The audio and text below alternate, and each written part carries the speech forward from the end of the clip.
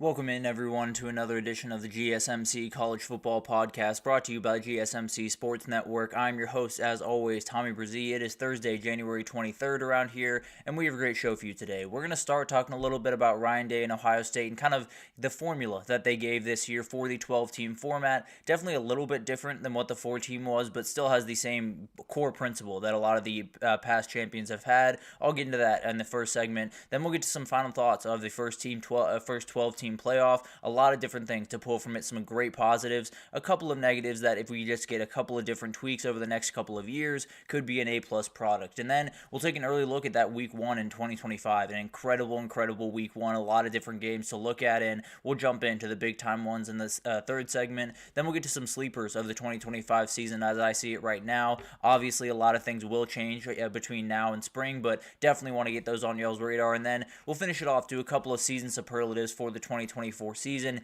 game of the year, coaching staff of the year, and everything like that. So definitely check that out, or definitely stay tuned for all of that on today's show. But before we jump in, I do want to remind you all we get tons of questions and comments throughout the show, and the best way for you all to get your question on the screen, we can have fun back and forth here, is to use that super chat. At the bottom of the chat on the Sports Network page, you can click that $sign, add any question, comment you like. It'll pop up on the screen, and we can have fun back and forth here. Definitely want this to be as interactive as possible, so utilize that, and we can have fun back and forth, ask any questions you'd like to ask. But let's go ahead and jump into this thing, and let's talk about Ohio State. Let's talk about the national title formula that they used to get to this place, and a lot of people seem to think it's entirely the money that they spent, and I totally get that. That is a huge part of the sport. That will be a huge part of just about every national champion you will see for the next decade, and probably played a big part for the ones you've seen in the past decade. But overall, Ohio State had more talent than just about every team in the country, but more importantly, they had all the leaders that they very badly needed. And in the NIL era, I think it's very easy to kind of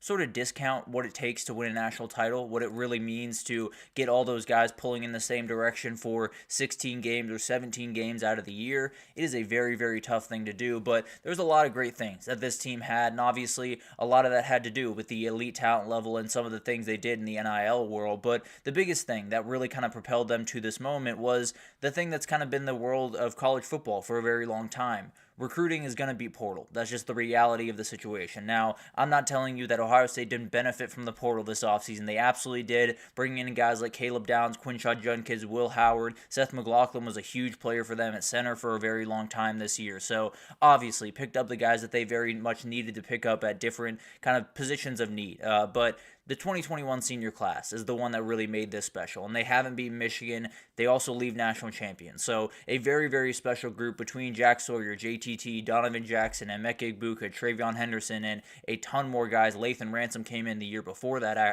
actually. So very talented and very experienced guys in that group where I understand the money was spent. There's no doubt about that. But it was spent on the guys that had been there, that had signed there when they were 18 years old and that had been there for 3 or 4 years. And now you put them in a position where they're the leaders of this football team. And it's incredible to watch what this group has done. And I think when we talk about how much money was spent, when we talk about the NIL and all that stuff, it's very easy to discount just how hard it is, regardless of the money that you're going to put into your team, just how hard it is to get everyone pulling in the same direction, and just how hard it is to keep some of these guys intact, as long as you want to keep them intact, especially for Ohio State with all of the talent they got back this year. But across the country, keeping guys in your program is a whole other chore at this point, and it's definitely something that at Ohio State you have to deal with pretty much every offseason. They're probably dealing with it right now, if I'm being totally honest. So recruiting is the biggest thing. There's no doubt about that. You know, getting guys from high school and developing them into the elite players they can be is obviously the way you're going to want to build your roster, and that's the exact way that Ohio State did.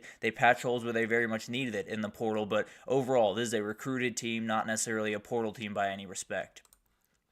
You do have to get the right quarterback, though, and sometimes that does come from the portal. Sometimes that does come from Kansas State and Will Howard, and it's a guy that we talked about it in the offseason. Will Howard, from a numbers perspective and really in some different ways from an ability perspective, was not a huge upgrade over Kyle McCord. Now, what he did give them was the running threat, and that was a huge piece of this offense, especially in the last 4 games of the year where you definitely needed that little wrinkle to add to the offense. It really helped them on long third downs where they'd be trying to guard Jeremiah Smith and Emeka Buka, and he'd just take off for 11 yards. That was a huge piece of this offense really throughout the year, but especially in the last 4 games. But then you look back at what Kyle McCord did at Ohio State. He had great numbers. He did some great things there. It obviously wasn't a locker room fit. It obviously was not the fit that both of them wanted it to be, so Ohio State decided to move on. So did Kyle McCord, and I think it was better for both of them. I think Kyle McCord fit a little bit better at Syracuse. I think Will Howard came in and fit really well at Ohio State, and I think that's the one thing that might get a little bit overshadowed in all of this is how insanely tough it is to do what Will Howard did this year, where you walk into a team where you're probably the 8th or ninth most talented guy on that roster, or not on that roster, on that offense, if I'm being totally honest. You're probably not nearly the most talented guy.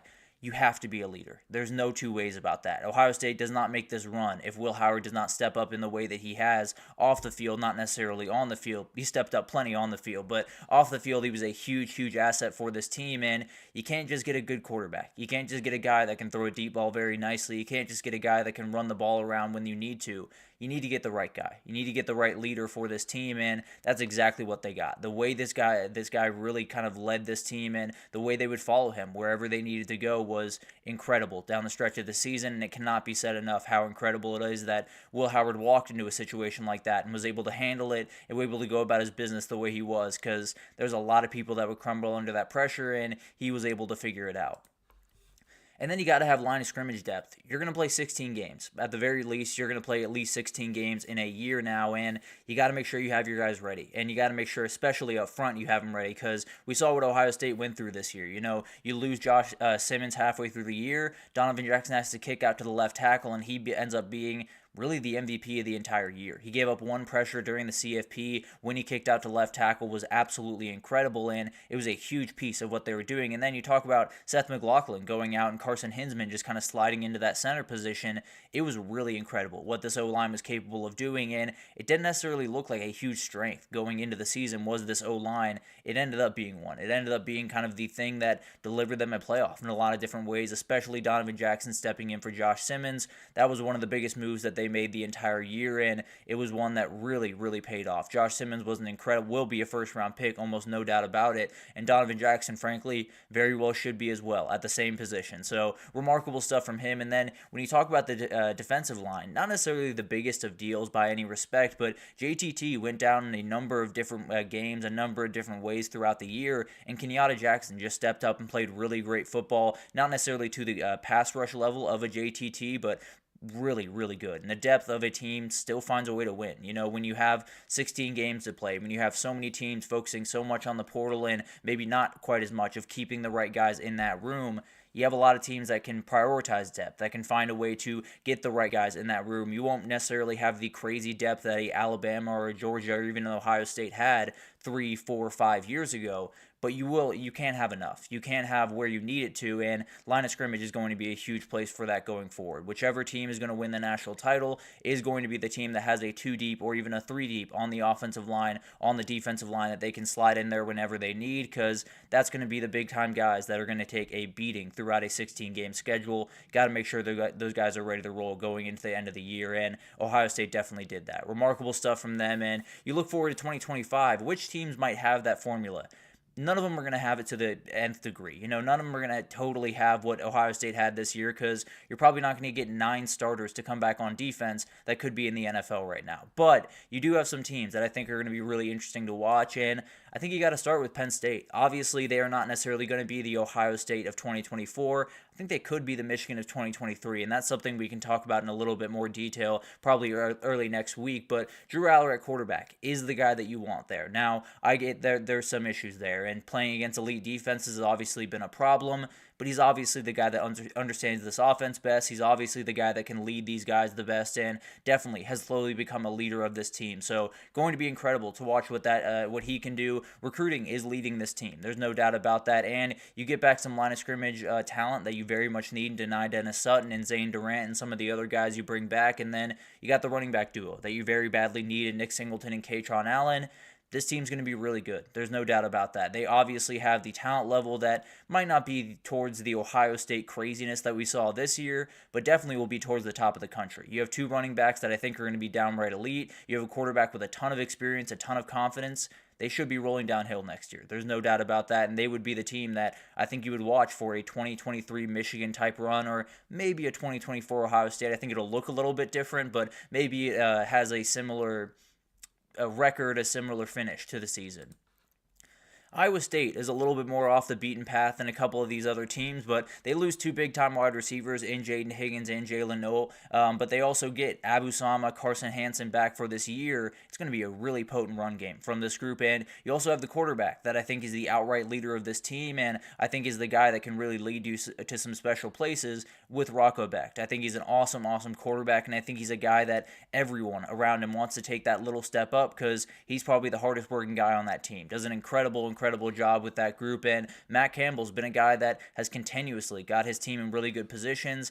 I think he might want to have one of the more talented teams he's had there next year. Now you will lose those two wide receivers. I love Eli Green coming in there at the wide receiver position. Love Isaiah Alston as well at the wide receiver position there. So not super worried about losing those guys, but will be interesting to see what they can do. I think that run game is going to lead the way more than anything else. And then finally, Clemson. Clemson returns talent really all over the place, and the quarterback is undoubtedly the leader of this team with Cade Klubnik, has done an incredible job, and frankly, I think he could have made waves if he went into the draft this year, decides to come back, and it's going to be a really interesting group. There's no doubt about that. The other part of this is, when you talk about what Ryan Day did hiring Chip Kelly, that was a little bit out of his comfort zone. Same thing with Dabo Swinney, taking a big swing a couple of years ago with Garrett Riley, and especially this offseason with Tom Allen coming in from Penn State. I think it's going to stabilize that defense, and the talent level they have on that defense, especially at the linebacker position, is downright special. There's no doubt about that. So I think this could very well be a team that competes for a national title once again in 2025. Overall, I think when you look at college football, it's very different in the NIL era. I don't think we have to, talk about that too much. I think everyone understands that there are going to be certain players that make decisions for money, and I'm not telling you that these Ohio State players didn't get paid a pretty penny to come back and play one more year, but these Ohio State and Notre Dame teams really both of these teams really kind of exemplify this. They are player-led. They are really tough teams that understand what the standard is at their two programs. They understand what their coach wants. They understand what their position coach wants. They understand all the intricacies of those two programs, and it makes a huge amount of difference. The money is always going to be part of the formula for just about everyone across the country. It was a huge part of Ohio State's formula, but the reality is you can spend the money all you want. If you're not spending it on the right guys, you're going to fall on your face. So college football is different, and a lot of it is built around the dollar. There's no doubt about that. A lot of teams are built around the dollar, but the reality is if you're not built around culture as well, you're going to be in trouble. You're not going to win a national title. It's happened for a number of teams in the past. I think it might continue to happen maybe at a higher clip going forward because you got to win 16 games. If you're not together as a team winning 16 games, you're not going to get there. That's just the reality of the situation. A couple of those teams fell victim to that this year. I have to assume a couple of them will fall victim to that next year. So that'll be a really interesting thing to watch. But let's give some final thoughts on that 12-team CFP. Right after this break, let's get into the big-time pros, the big-time cons, and how just a couple of tweaks to this thing could really make it special. And we'll talk about it right after this, so stick with us. I feel like I'm losing my mind. Is everybody in the world blind? Please, Lord, give me a sign, a sign. I feel like I'm losing my mind. Is everybody in the world blind? Please, Lord, give me a sign, a sign.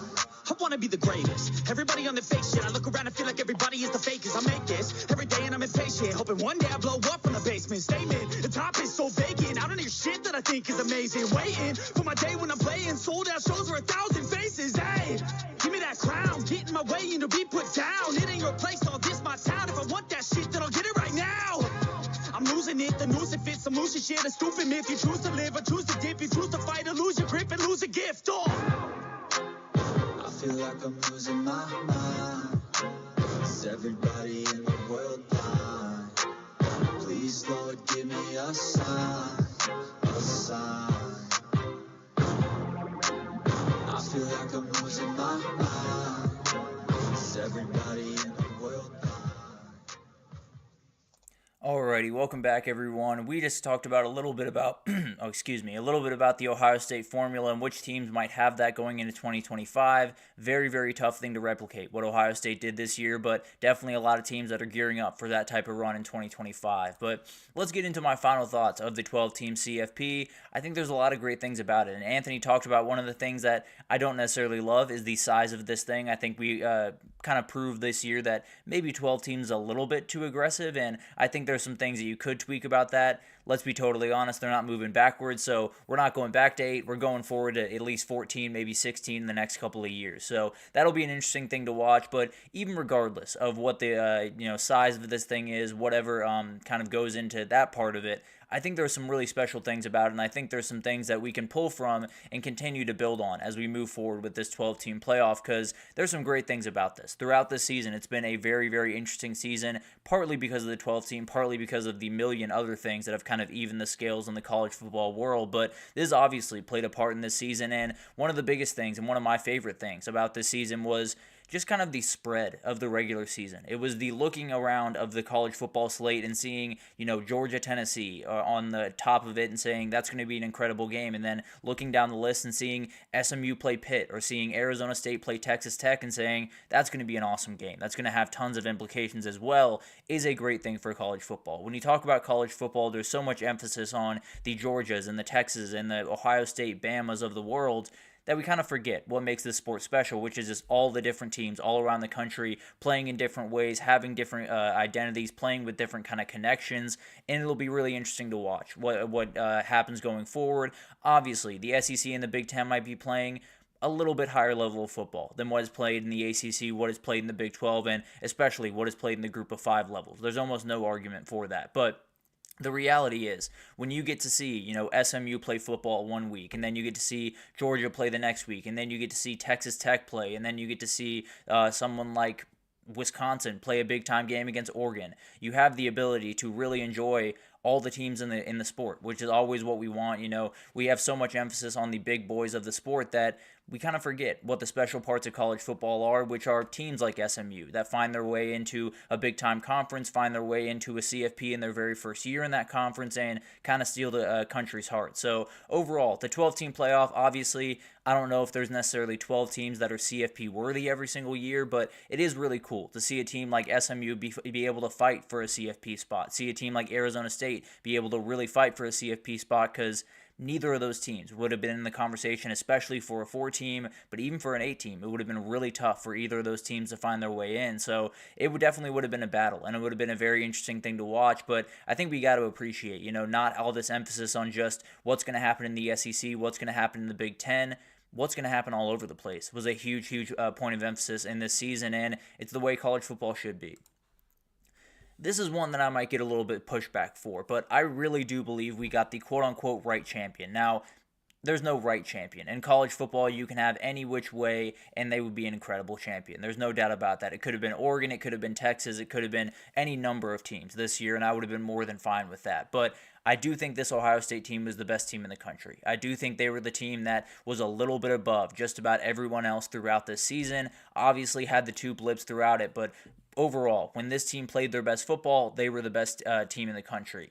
That Michigan game is one that we can talk about, and we actually will talk about at the end of this, where maybe it should have mattered a little bit more, at least in terms of the CFP, and we'll talk about why maybe the CFP isn't all that matters in the sport, but overall, I do think we got the quote-unquote right champion. I do think we got the best team in the country winning the national championship, and I fully understand the upset of, the Michigan game not meaning quite as much, and the Michigan game not being this massive thing that buried the Ohio State season, but I do think it's cool to see a team, find their footing in the CFP, play 4 games that are about as good as you're going to see in the next couple of years, and win a national title. Maybe it's not, the perfect way to go about business, and it does kind of take away from some of those regular season games, but overall, I do think when you look at this Ohio State team, it's hard to deny that that's the best team in college football this year, and it's going to be special to watch what they can do in 2025, but I was more than happy that they got a chance to kind of right their wrong against Michigan and go on this incredible run, because I come out of this season thinking the best team won the national title, which is the most important thing. And then you got the home game energy. This was absolutely special. There's no two ways about that. You looked across all the four venues, whether it was Austin or obviously State College, obviously Columbus. It was incredible to watch these atmospheres go at it, and it was really interesting to hear some of the storylines going into it. You know, Tennessee was going to take over the shoe. It was going to be the Tennessee takeover, and it was going to be a nightmare for Ohio State to deal with. Didn't necessarily end up being that aggressive, but Tennessee fans did get out and storm for that game, and it was really, really cool to watch that unfold. And the reality is, when you talk about college football, home field atmospheres are what is special. It's what sets this sport apart from just about every other sport in the country other than maybe European soccer. If we're being totally honest, these are special atmospheres. The best in the at least American sports world, and definitely some of the best in the entire world. So you look forward, you got to lean into that. You got to utilize that. I understand that there's a little bit of a problem with maybe it leans a little bit too much in one team's direction. Maybe Penn State had too much of an advantage over an SMU that would have had a better shot in a neutral site, and I totally get that. But at the end of the day, you got to be able to utilize home atmospheres in a postseason. You have postseasons all across sports that utilize this, and they don't have nearly the home atmospheres that college football has. So I would utilize this a little bit more going forward. Probably won't happen until you get to 12 or 14 team playoff, but overall, I do think it's going to be an interesting thing to watch, and I do think it's a thing that it makes college football what it is. You got to utilize it in the postseason, maybe a little bit more often, but it was incredible to watch it this time around. The cons are the scheduling. You know, this 12-team playoff created a world where the national championship didn't necessarily feel like a national championship day. And now I was very excited about it. I'm not necessarily saying I wasn't. I was incredibly excited about that game, and I was counting down the days till that game. Not everyone was. There was a lot of sentiment on Twitter or on other social media apps that it was a little bit too late, and a lot of the energy had been taken out by the NFL divisional round. There was a lot of things that need to be fixed about this. Probably the cleanest way to do this is move the season up 1 week into the week 0 slot, play some games on that Army-Navy Saturday after that game, not during that game. Please, not during that game. Let that be standalone. But overall, it's going to be really tough. It's going to be a really interesting thing to watch. You're probably going to have to add a bye week at some point because it's just insane that they're playing this with one bye week. So overall, there's a number of things that need to get fixed. I think it's going to be surprising if it gets fixed this year just because of all the different things that would have to change very quickly, but definitely some tweaks coming in 2026, and it's got to be in part because of the schedule. There's a lot of different things they have to figure out, and a lot of different things that if they just tweak a couple of little things, it could be incredibly, incredibly good. But overall, let's look at these comments from Anthony real quick because I got a little bit lost in what I was saying, but yeah, so I agree with you, Anthony, and that's actually the next thing we'll talk about. So we'll go over to that is the formatting issues of this thing, where you did have two teams at the end of the year in Penn State and Texas, where you pretty much knew they were better teams than Boise State and Arizona State, and that actually played out in the second round. So it is something that I would have given them the bye. I would have put Boise State and Arizona State in the first round playing. I believe Boise State would have played Indiana. I believe Arizona State would have played Ohio State? No, Notre Dame, if I'm not mistaken. So there would have been some really incredible games. And I think you look at the formatting issues, you fix that one thing, I think you have incredible, incredible games to start this thing off. You know, the big kind of beef with the first round games were tons of blowouts, where the teams kind of overmatched against some really incredible teams that were also playing at home. So it created for kind of some blowouts here and there, and not necessarily the first round that we all wanted. I think you look forward and say, if you cut out those auto buys, you're going to have a really incredible format that pretty much every single round is going to give you at least a couple of games that are going to be down to the wire. I think that Boise State-Indiana game would have been downright special. I also think a couple of the others throughout this thing would have been incredible to watch. So that's a very relatively easy fix. Now, I don't necessarily think it's going to happen in 2025 because you need approval from the ACC, from the Big 12, from all of the G5 teams. So Boise State would have played SMU. Thank you. Appreciate that. So it would have been a really interesting thing to watch. There's no doubt about that. It would have been really awesome to see how this unfolded, and I think it's a very simple tweak that probably will be made in 2026, but really could sling this thing up from a C+ product to an A+ product in a hurry. And then we got to talk about this. The big losses aren't quote-unquote big anymore. And this is something that I kind of want to push back on just a little bit. Not necessarily to say that the Ohio State-Michigan game didn't, change their chances for a CFP. It obviously kept them in the CFP, didn't necessarily change who they were, didn't necessarily change, their overall shot to make the national championship. Now, it did change the path quite a bit. So it made it a little bit tougher, made life tougher, so it did matter in a lot of different ways. But overall, I understand the sentiment of it probably should have buried their season. It probably should have given them not a chance to go win a national title. The reality is, Jack Sawyer is still very mad about that Michigan game. Xavier Watts is still very mad about that NIU game earlier in the year. So I understand it might not change their overall ability to get to the national title. It changes their road to get there, but doesn't change the chance they have to get there. Maybe it shouldn't. Maybe the reality is we can put what the emphasis on this game that we want it to. You know, the Michigan-Ohio State game matters because of the off-the-field implications, because of you have a neighbor next door that loves Michigan while you love Ohio State. The Texas-OU rivalry is a big deal because you have friends that are Oklahoma fans and you want to hold it over their heads. Same thing with Bama-Auburn, same thing with just about every rivalry in the sport. So I get it. You know, losses don't necessarily mean quite as much as they used to, and a loss like that to Michigan is one that maybe in some years should have buried you. But the reality is, I think when we look at these games and call them not big games going forward, that's more on us to decide if they're big games or not, and these players absolutely believe they're big games regardless of the CFP tie-in. So overall, we can look at these games as not big or big. The reality is we got to stop defining the meaning of games based on their CFP tie-in one way or another. So overall, I think it was a great thing. I think the 12-team playoff, I think much higher of it today than I did when it was first introduced. Was very, very nervous about this thing when it was first introduced. And, you know, Anthony, you make a really good point because the reality is Syracuse, if they were to lose in the last game of the season while being an 11-1 team, is probably not in. And that's another issue with this thing is everyone said, you know, it gives more chances to a team like Syracuse or a team like Iowa State.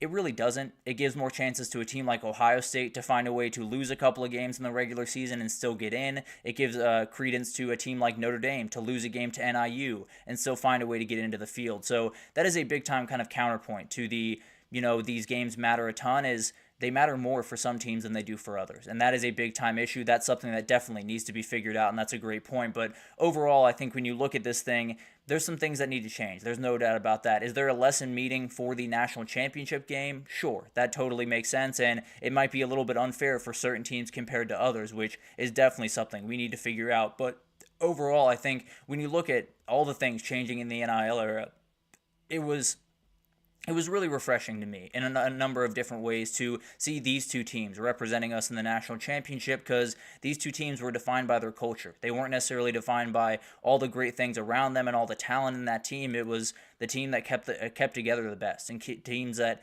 really prioritized their culture in a number of different ways, and I hope that continues going forward because I think it will take the emphasis off the NIL. It will put more emphasis on these teams staying together and being a little bit more culture-driven than they have been in the past. Will be a very interesting thing to watch, and there are pros and cons to this thing. There's no doubt about that. I think it started on a very good note. I think a couple of tweaks could make it an A-plus product that would be incredible to watch, and we'll definitely try to get into that over the next couple of weeks and see what 2025 and then obviously 2026 hold. But let's take our second break here, and when we come back, let's do an early breakdown of Week 1 in 2025 because it is a special slate with a lot of really great games. We'll break it down right after this, so stick with us.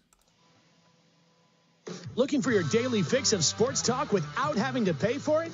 GSMC Sports Network is available on YouTube. Just search GSMC Sports Network. Get your fix of daily sports talk shows on YouTube, absolutely free. NFL, college football, NBA, MLB, MMA, UFC, fantasy football, and so much more.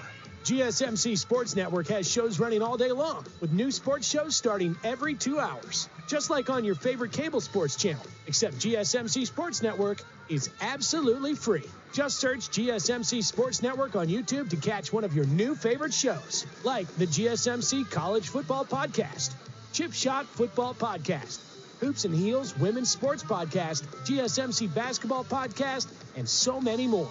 Check it out for yourself. GSMC Sports Network, now available on YouTube absolutely free. Search GSMC Sports Network on YouTube right now. Alrighty, welcome back everyone. We just talked about some of the different things about the 12-team playoff, the pros and cons from the very first year, and Anthony, you make a good point. I think when you set it up like this NFL playoff, I don't necessarily think it has to be the format of the NFL playoff. I do think the scheduling of the NFL could really give us some great things to build off of. It sounds like they're working together on that going forward, seeing if they can find a way to fit both those products into the same weekend and still have everyone kind of enjoy it. That'll be an interesting thing to watch. There's no doubt about that. And Anthony, let's move on to that Week 1 slate because there's a lot of different things to talk about with it, and that's definitely one of the games that we'll get to here in a second. But let's talk about this to start off in. We'll start off over in week 0 because that's obviously where a lot of things start in. We get a great game over in Dublin to start off the season. Iowa State versus Kansas State over there in Dublin. Kansas State right now favored by 1.5, but let's be honest, if you put money on that, the number is 1-800-GAMBLER. Go ahead and call that. But at the end of the day, going to be a really fun game. These two teams that had really good years this year missed the mark by just a little bit. Iowa State very much wanted to go to the CFP. Kansas State the exact same, and you return the same quarterbacks going into 2025. So Rocco Beck versus Avery Johnson, two guys that I think could really set the world on fire next year. I felt like we might get a little bit more, especially from Avery Johnson this year, but I think he might find a stride in 2025. And then you have Joe Jackson and Dylan Edwards against Abu Sama and Carson Hansen on the ground. Going to be a really special thing to watch. These are two teams that I really do think are really mad that the new team came into their conference and won in year 1. They want that extra bye. It's going to be really incredible to watch, and I think a loss in week 0 will put you in a very bad spot for the Big 12 going into next year, because I look around the Big 12, I cannot find a team that abundantly stands out. There's a lot of teams that are very good. This Iowa State team might be my favorite as of right now, but I think there's a lot of different teams that just fit into different gaps. Arizona State's going to be very good, as is Baylor, as is Utah, so you're just going to have to find your way to get the most wins possible. It's going to start with a big-time one in week 0 for these two teams.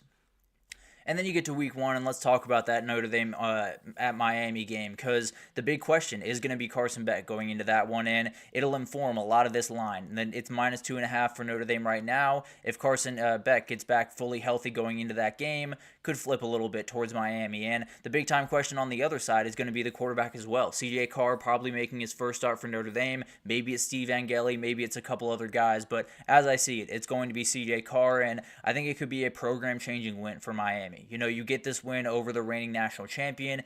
Feels kind of like that Bama win, that Texas win that they got at Bama. It was kind of a program-changing moment for that team, and it was definitely a moment where Steve Sarkisian really kind of took that next step as a head coach. I think that could happen for Mario Cristobal in this game. Going to be a huge one, and definitely one where both those quarterbacks on two very different sides of their career, but a lot of questions as you head into week 1 for both those guys. Going to be a huge matchup, and if Carson Beck's back full healthy, it could be a very dangerous Miami team.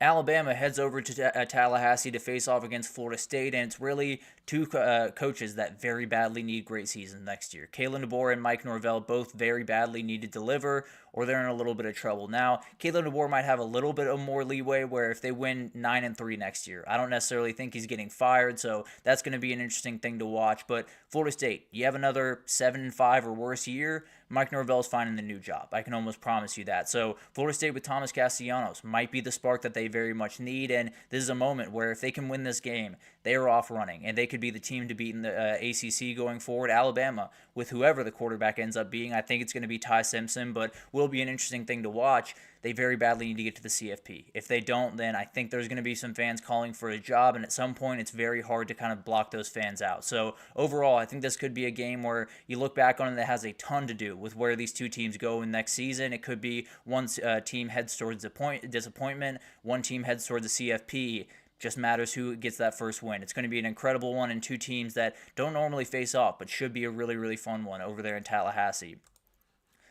Yeah, Anthony, frankly, I was a little bit surprised when I saw that from the odds makers. I think Notre Dame's defense is going to be very good, so maybe that gives them the slight leg up in terms of kind of a rock fight that they could win, but I was a little bit surprised. I thought Miami would have the slight favor over that in that game, but going to be an incredible one to watch nonetheless, and frankly, I think it could be a pick'em by the time they kick that thing off. LSU at Clemson, another one that's going to be incredible to watch because of two quarterbacks that are going into their senior year and should be in line to be top 10 picks in 2026. You have Cade Klubnik and Clemson. They are very much eyeing a national title. There's no doubt about that. Same thing with Garrett Nussmeier and LSU. The reality of that team is at some point you have to start executing. At some point you really have to turn that corner, especially on the defensive side of the ball. They need to find a way to get more out of that team. I do think they'll be much better. I think both these teams will be much better on the defensive side of the ball with Tom Allen coming into Clemson, Blake Baker in his second year at LSU with a ton of talent coming back and especially coming in with Patrick Payton. I think these are going to be two really special teams. I absolutely love these teams going into next year. Two of my top 10 teams that we broke down yesterday, and I think it's a pair of teams that whichever quarterback can get that first win to start things off, whether it's Clemson or LSU, you're off running. Now, I do think both these teams can make it to the CFP, and maybe we'll get a rematch once we're there, but the reality is these two teams very badly need this win. LSU might need just a little bit more because there are some fans that are very mad at Brian Kelly right now. Getting this big-time win would help him a ton going into 2025. And then you got South Carolina and Virginia Tech, and I have major issues with this game, and it's nothing to do with the two teams because they are so much fun to watch. Absolutely love what Pop Watson could be over there at Virginia Tech, and Lenore Sellers, one of my favorite quarterbacks, and we'll actually break down my top 10 quarterbacks going into next year, probably tomorrow.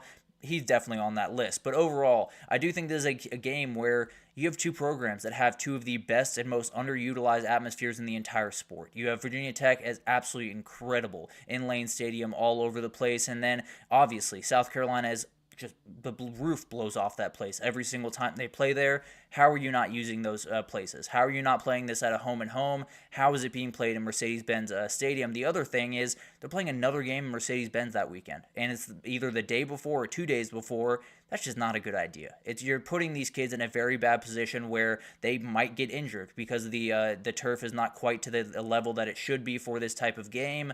We're putting these guys in bad positions because it's a little bit more profitable, because you're in a little bit cooler of a stadium, because you get a little bit more money from those or from those stadiums. So I don't get it, if I'm being totally honest. I love this game. Lenore Sellers against Pop Watson is going to be really fun to watch, and Virginia Tech really wants to bounce back from a very, very bad year. But overall, I do think when you look at this one, it leaves a little bit to be desired because it's being played in Atlanta instead of in Columbia, South Carolina, or instead of in Blacksburg, Virginia. It's being played in Atlanta in a sanitized stadium in a lot of different ways. So very much dislike that. Still will very much enjoy this game and is going to be a great one to watch as we go through this. But quick question from Anthony here. Do you have the faith to stay consistent throughout the season? Because, yeah, I totally get that. You know, he played the elite defenses of Georgia, of Louisville, of a couple other teams. He looked a little bit all over the place. Kind of same thing with Garrett Nussmeier in a lot of different ways. So that'll be a really interesting thing to watch. I think both those guys have ceilings that are really through the roof, are absolutely incredible players. Also, they do have the downside that a lot of these quarterbacks have. I'd lean that Cade's going to be a really good player. I think he's going to be one of the best quarterbacks in the country next year. I also think the same thing about Garrett Nussmeier, but you could be right, Anthony. It could come down to which of those guys can stay consistent throughout the season, which of those guys can stay consistent throughout that game, really, is going to be a huge thing, and we'll see which one can do it. I have a little bit more faith in Cade Klubnik than I do Garrett Nussmeier, but at the end of the day, both of them left a little bit to be desired in this year, no doubt about that. And then you got this one. This is the one that everyone's going to be kind of counting the days down to, and everyone's going to be talking about that, number 16 for Texas. Let's just be totally honest. Arch Manning understands that. Everyone understands that at this point, and it will get irritating. I can almost promise you that. And I lean towards Texas in my fandom. It's getting a little bit irritating to me. I love Arch Manning, think he's going to be a great player, and he might be on my top 10 list. I don't necessarily think so just because of the questions around that, but overall, Arch Manning against Julian Sand is going to be really fun to watch. These are two quarterbacks that are going to be very much talked about. Julian Sand, I could very easily make the argument, is one of the more talented quarterbacks I've seen at Ohio State in quite some time. You're going to have to wait until he gets on the field, obviously, but the ability is absolutely incredible. Both those guys will have expectations just off the charts, and they probably won't be able to reach them in year one, if I'm being totally honest, but a win in week one would definitely make some things a little bit better, but it's going to be really awesome to watch, and Anthony, you make a good point. Even if they were neutral site, at least make them in the two states. At least give them the Panthers and the Redskins stadium so we can have a little bit of fun here. The reality that's down in Atlanta just doesn't make sense to me, if I'm being totally honest, so it's going to be really interesting to watch that unfold. It is in Columbus. It is in Columbus, Anthony. So we do get a real home and home for this one. Absolutely love that. Love this being in Columbus and Austin. Same way it was Tuscaloosa and Austin a couple of years ago. It'll be Ann Arbor. It was Ann Arbor last year. It'll be Austin in a couple of years for Michigan. So I love that the home and homes for Texas and a couple other big-time teams have really been true home and home. Same thing with Alabama, Florida State. Cannot wait to see that one unfold. But we got some other games to talk about, no doubt about that. You got Syracuse, Tennessee. That is the other game that will be played in Atlanta on that Saturday. It'll be interesting to see what Syracuse can do without Kyle McCord at quarterback. Tennessee needs to elevate after last year, and especially Nico Iamaleava. Georgia Tech against Colorado is one of the funniest matchups of the entire year. If I'm being totally honest, Brent Key versus Deion Sanders. I don't know if you find two more different people in the country, but at the end of the day, will be a very fun matchup between probably Caden Salter and Haynes King, two of the most fun running quarterbacks in the country. Will be awesome to watch that one unfold. Auburn at Baylor is a very underrated game. Both these teams are very much looking to be kind of spoilers in their conference and make something of a CFP run. It'll be really interesting to watch. And Jackson Arnold versus Sawyer Robertson is a very fun, very gritty quarterback matchup that we'll get there. You do have Bill Belichick's debut. TCU heads over to North Carolina. They are favored right about now. This will be a really interesting one. Two teams that I have no idea what to expect from in 2025, and I think it's going to be a really, really interesting thing to watch. Miami, who's the home and home? So Miami does have Notre Dame at home, and then I don't necessarily know what they look like the rest of the way. They do have Notre Dame the next 2 seasons, and then they move forward with some different teams. I know they have the back end of that USF matchup, and that's actually another team.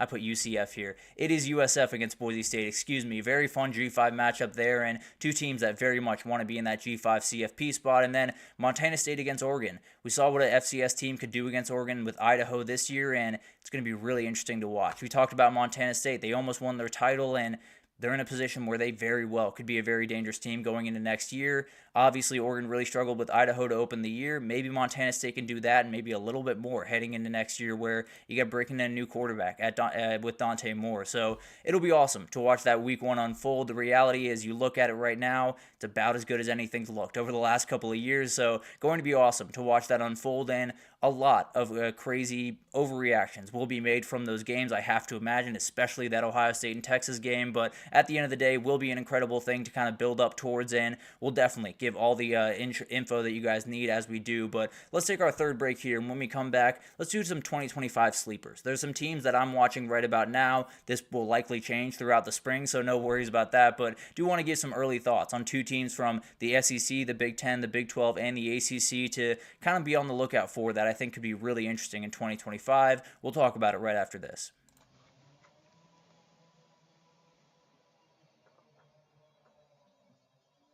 For the best and latest podcasts available anywhere, go to the podcast app on your cell phone and type in GSMC to access free content-rich podcasts on health and wellness, book reviews, sports, entertainment, relationships, social media, movies, technology, finance, and even weird news. Subscribe and download the GSMC Podcast Network's family of shows, available everywhere podcasts are found. Alrighty, welcome back everyone. We just talked about that week 1 in 2025, and also apologies, there is someone using a chainsaw outside my door, so apologies for that if you hear that over the speaker. Not my fault by any means, but let's get into my sleepers for the 2025 season, because there's a whole lot of them. I think you look at next year, and especially in the SEC, it was a very hard group to put together because there's not a lot of teams that are going under the radar, especially in the SEC, especially in the Big Ten, where you can't really find those teams that are not being talked about right about now. But I have a couple of teams that I'm watching very, very closely as we head into 2025, and some teams that I think could possibly challenge for a CFP spot at some point next year, and will be interesting to watch all these teams unfold. But let's start with Oklahoma. Let's start in the SEC, and we'll start with the Sooners because they brought in the guy. They brought in a guy that will absolutely be on my top 10 quarterback list tomorrow, where John Mateer is going to be a huge player going into next year for Oklahoma. He should elevate that offense just a little bit. They also brought in Ben Arbuckle from Washington State, and it should be an offense that gets better. Now, the big-time question that you still have with this offense is the wide receiver group and the O-line group. Are they good enough to get wins? Now, I think Deion Burks is going to be a great player as long as he can stay healthy. I think that offensive line has some young pieces, especially Michael Fasusi coming in is going to be a starter, maybe a starter at left tackle. So there are some big-time positions that are still questions for me. There's still some young players or some inexperienced players jumping into those places, but the reality is tons of talent. The defense is led by kind of Kip Lewis, and a lot of the Jaden Jackson is going to be a great player. They will be a good defense. You know, Brent Venables has done a great job just making sure that's at least a formidable defense every single year. Can't imagine it's going to be any different next year. So the first year in the SEC did not go remotely to plan for Oklahoma. They thought,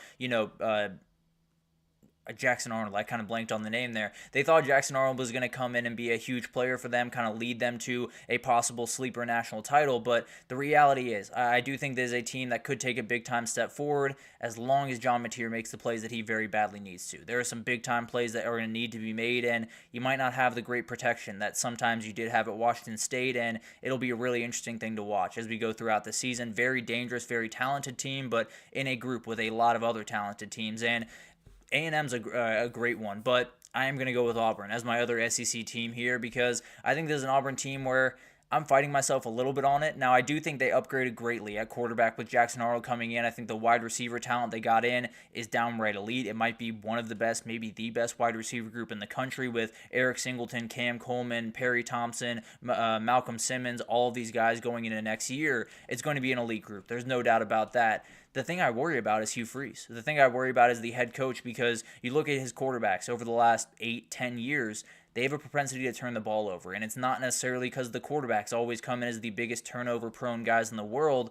It starts because he just genuinely puts his guys in bad positions every now and then. And you have a quarterback coming in with Jackson Arnold that was probably his biggest issue, was finding a way to turn the ball over when they very badly didn't need that to happen. So you look at this Auburn team, I think the talent level is about as good as you're going to find around the country. Really it was this past year, but the reality is this past year, they were top 20 in total offense. They were top 20 in total defense. They ended 7-5 because they turned the ball over and over and over again. They have to find a way to fix that. And Anthony, you have a good point. The Oklahoma offensive line is one that I'm rolling the dice on, if I'm being totally honest, and I'm hoping that John Mateer can make look a little bit better than they look right about now. But moving over to the Big Ten, I had Iowa listed, if I'm being honest, Anthony, because I love what Mark Gronowski brings to that team, but I went with Washington instead. I think this Washington team going into 2025 is going to be so much fun to watch. And DeMond Williams Jr. is a huge reason for that. I think he's an incredible player that can really elevate this team. If you watched him play Louisville, you know that he can really elevate what this team can do. And the wide receiver talent they brought in, I think, is going to be massive. Jonte Cook is a guy that I think can be a great talent going into next year and definitely a kind of rising star in the sport. Omari Evans, they got yesterday from Penn State, very speedy guy, definitely can take the top off of defense. And I don't necessarily think they're downright elite at those positions, but they did get some big-time talents that will really help out them. And you look at Jed Fish, he does a great job at pretty much every job he's taken over at. I think Washington's going to be no different. I just think it's taken a little bit longer to get this thing off the ground, but I think 2025, they could very well be a team that maybe doesn't get into the CFP, but at least kind of is a dangerous team around that group and possibly could take down a couple of the teams on the top. And then you have Wisconsin. This is another team I love going into 2025, and mainly because of Billy Edwards, who I think is one of the most underrated quarterbacks in the season because if you look at that offensive line at Maryland, it was downright terrible. It was worse than that Oklahoma.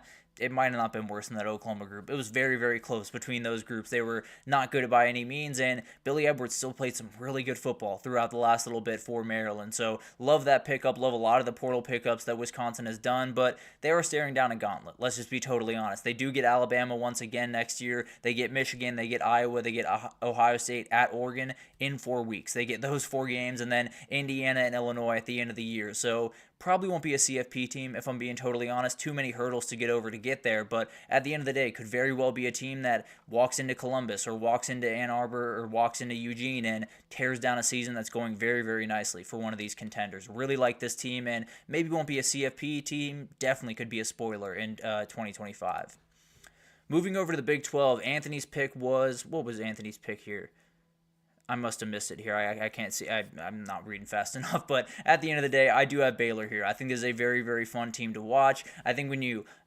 Oh, there you go. The person who lost to the champion. Makes sense. Definitely going to be a really fun group to kind of get into, but Baylor is a team that I absolutely love. I think when you look at what Sawyer Robertson brings to this team with his running ability, it is a huge, huge piece for them, and the run game overall is going to be downright special. Bryson Washington is a downright rising star in this game. Dawson Pendergast gives them a huge elevation of their game and definitely gives them a little bit more ability to kind of play around with things. On the offensive side of the ball, a huge player that definitely gives them a little bit of an edge. So definitely a huge piece, and this team is going to be, they're going to run the ball very, very effectively. The offensive line might be one of the best in the entire country going into next year.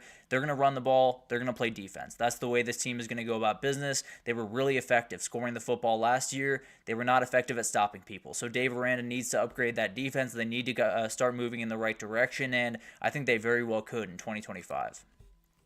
And then I got TCU here. This is one I kind of fought myself on, if I'm being totally honest. But I do think there's going to be a moment where Sonny Dykes is just too good of a head coach to miss out multiple years in a row. I think he's a guy that he got to the national title. It wasn't just by accident. It wasn't just by, the stars fully aligning. He did some great head coaching throughout that year, and I just have to imagine it's going to come back at some point. They are losing players on both sides of the ball. That will be huge, and they will have to find guys in the portal in spring. But at the end of the day, a redshirt junior at quarterback in Josh Hoover, I think they're going to be okay on that side of the ball. It's not a perfect team by any means. They will be fighting uphill early in the season, but they get that win at North Carolina. I think it could be a kickstart to a season that could be really special for TCU. For Wisconsin, I don't think they have anyone coming up to Camp Randall from the South like Alabama did this year. I don't think they do. I can't necessarily say they do or not, but I didn't see anything on their schedule that really stood out to me, so I don't think they have anyone huge at the very least coming up there. Maybe they have someone that's a little bit lower on the totem pole, but overall, yeah, I think there is an argument to be made that he might just not have the talent there at Baylor that he very much needs to run that defense, and that's definitely something to think about as we go into next year. I do think that talent is getting that marginally better, and when you talk about the Big 12, it's just a couple of things that need to go right for things to flip very, very quickly. Over in the ACC, this might not be a sleeper at this point. There's a lot of different people talking about this team when you go into 2025 because Haynes King is coming back to Atlanta, a huge, huge thing for this team, and Malik Rutherford getting back is huge. Eric Rivers coming over from FIU is massive.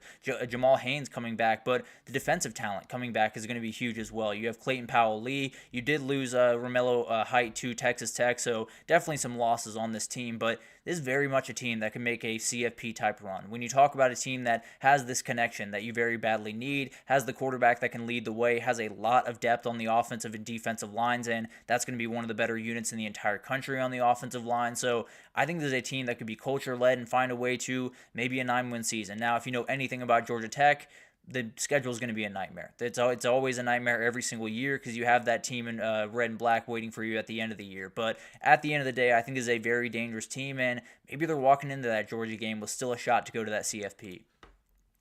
And then Boston College here. What Bill O'Brien's doing very quietly up there in Boston has been really awesome thing to watch. You lose Thomas Castellanos in not a great situation. Goes down with, or doesn't play that great of football, is taken out, gets very mad, doesn't necessarily have the greatest situation up there, but got Grayson James to play some really good football. Now it's either him or Dylan Lonergan, who came in from Bama. Love what Dylan Lonergan can bring to this team. Now, don't know if he'll be fully ready right away, but I definitely think it'll be a really awesome thing to watch. Virginia Tech's a great sleeper in the ACC, as is Pittsburgh. I think that Pitt team is one that really badly wants to get back what they had this season because you had a 7-0 year that turned into 7-5 very quickly. So very frustrating year for them. Will be awesome to watch that unfold, but for Boston College, I think the schedule puts you in a tough spot. There's no doubt about that. You do dodge Miami, but you get Notre Dame, you get Clemson, you get SMU, you get Louisville, and you get that Georgia Tech team we just talked about. So maybe they're a spoiler more than anything else. Maybe they get a couple of wins that make you look back on the season and say those were hugely impactful for what the CFP field was at the end of the year. But overall, I think those teams are going to be really interesting to watch. Maybe not all of them will make it to the CFP. In fact, not all of them will make it to the CFP. I can say that very confidently, but I do think they're going to add a lot to this season. And I do think there's a couple of games in there where maybe Georgia Tech beats Georgia. Maybe Georgia Tech, tops Notre Dame or someone like that. And you're looking back on the season and saying, if they didn't get those couple of wins, then both those teams are in the field, and it totally changes what this season is. So going to be awesome to watch those teams develop throughout spring, and we'll talk about a couple of teams you're going to want to watch throughout spring on tomorrow's show. But let's go to our last break here, and when we come back, let's get to the 2024 season superlatives. I'll get to my game of the year, my group of the year, my surprise of the year, disappointment of the year, and everything in between right after this, so stick with us.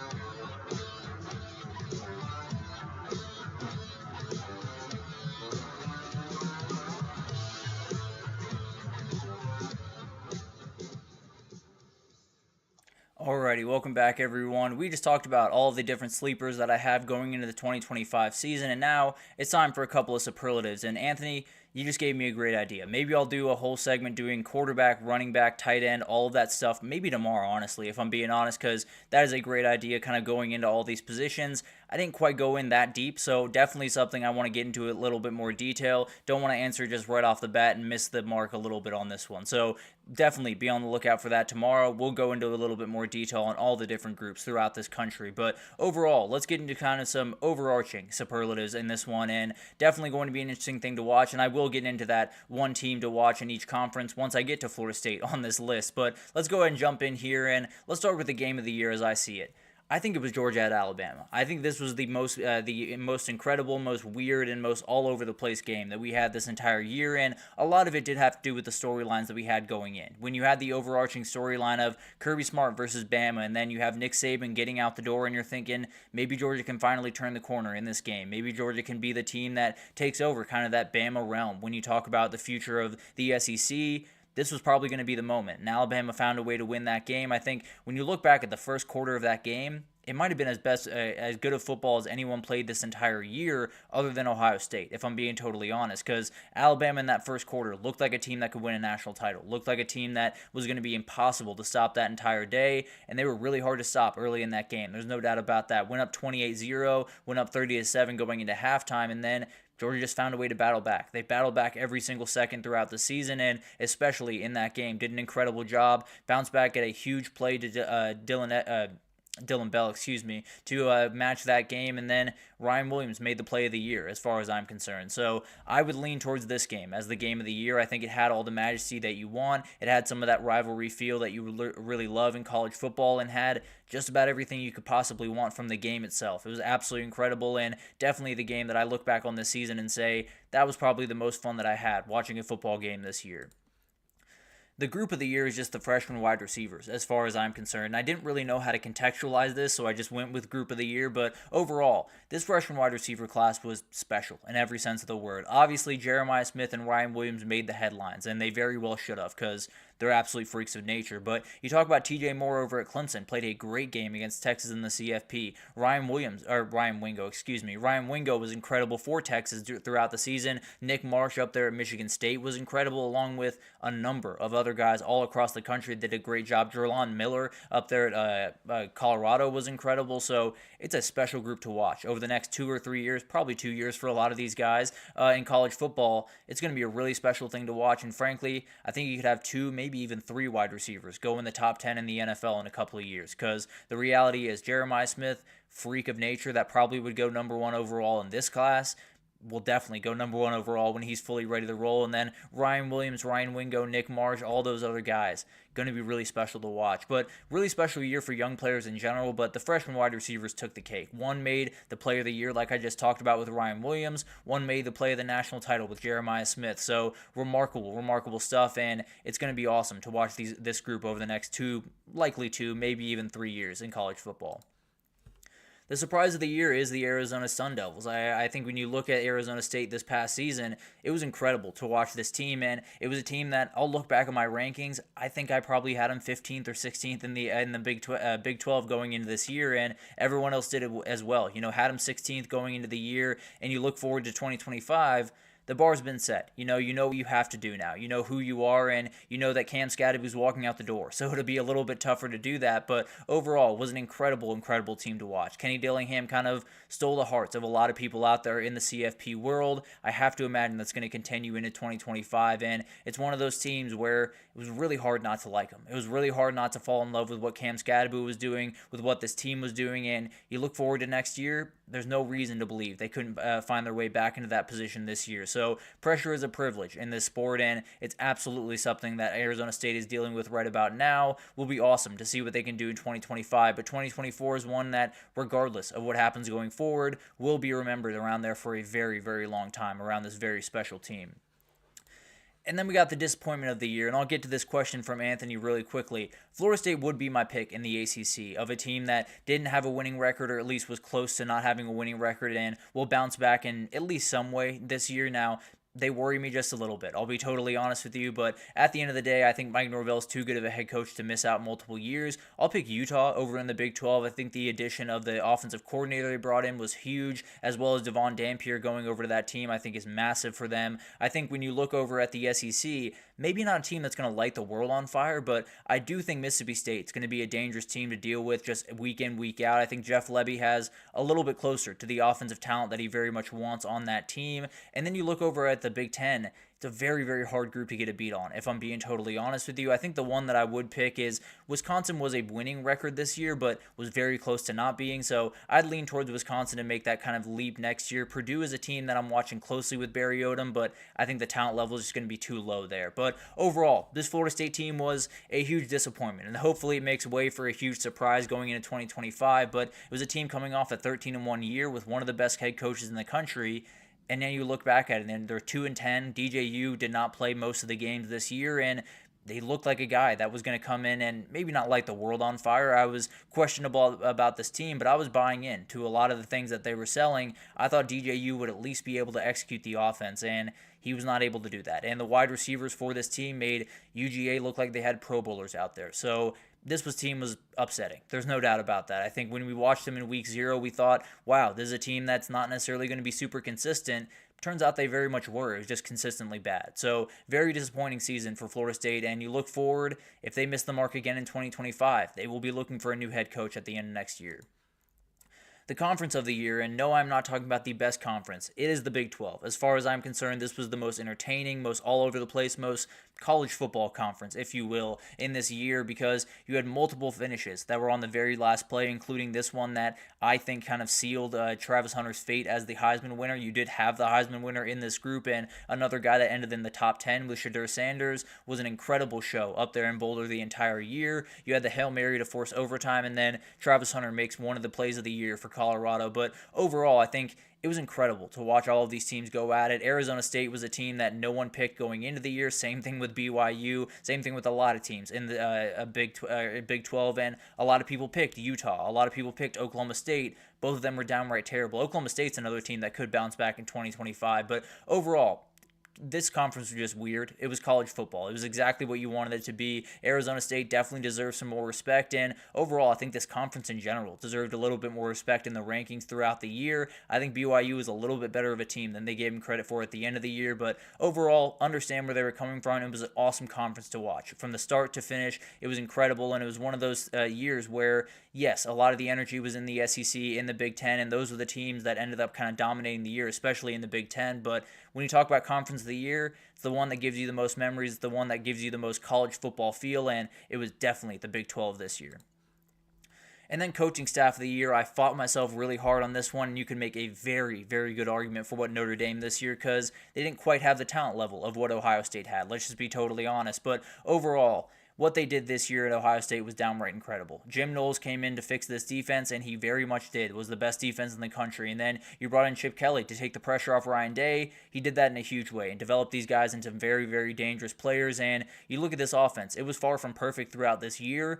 In the last 4 games, it was pretty close to perfect. It was absolutely, it was absolutely incredible to watch, and these two coordinators that you brought in to be stabilizing forces, to be big-time developers, to be guys that puts you in positions to win, they did exactly that. So the talent gets you close. There's no doubt about that. Talent gets you about as close as you can possibly get. The position you get in to make that run, the position you get in to win a national title is done by execution, is done by coaching, it's done by scheming guys open. That's exactly what this group did. It was a very, very interesting job where you had to win a national title. I think that's the other piece of this, where you had a group walking into this year that knew what the assignment was, knew that if you didn't win a national title, there was going to be people that talked about this as a failure, and there's still people that are talking about this as a failure because you didn't beat Michigan. So that's the reality of that job, and especially in 2025 or 2024, that was the reality of this job, because it was a title or bust year, plain and simple. It was a year where if you did not win the national title, you were going to be talked about in a certain way. So this coaching staff did an incredible job, kind of of keeping their heads about them, making sure that they elevated at the right moment and made their team the most scary team in the country at the very end of the year. So overall, I would give them the slight lean over Notre Dame. I think it's about as close as you could possibly imagine between those two groups, especially because of the coordinators that were downright special in. We'll talk about Al Golden tomorrow because he is on the way out of Notre Dame towards Cincinnati. Something we'll talk about tomorrow. Definitely a very interesting development. But overall, a very incredible year. A lot of different things to kind of pull from it. I think you look back on this 12-team playoff, there were some great things about it. There are some couple of tweaks that need to be made to make it an A-plus product, but it is not far off from where it needs to be. But that'll do it for this edition of the GSMC College Football Podcast, brought to you by the GSMC Sports Network. Your support means a lot to us, so please remember to subscribe to the show, leave a positive review. It does make a huge difference. Also, follow us on Facebook, Twitter, TikTok, Instagram, all the social pages for all the content updates you could possibly need. We have great people covering every single sport you could want. So anything in the world of sports you need, come on over to here and we have you totally covered. But tomorrow we'll get into a couple of teams to watch throughout spring camp, my top 10 quarterbacks, Anthony's recommendation here where I'll go through all the positions from this past year. We'll get into all of that tomorrow. So definitely tune in at 9 a.m. tomorrow, and I'll see you then.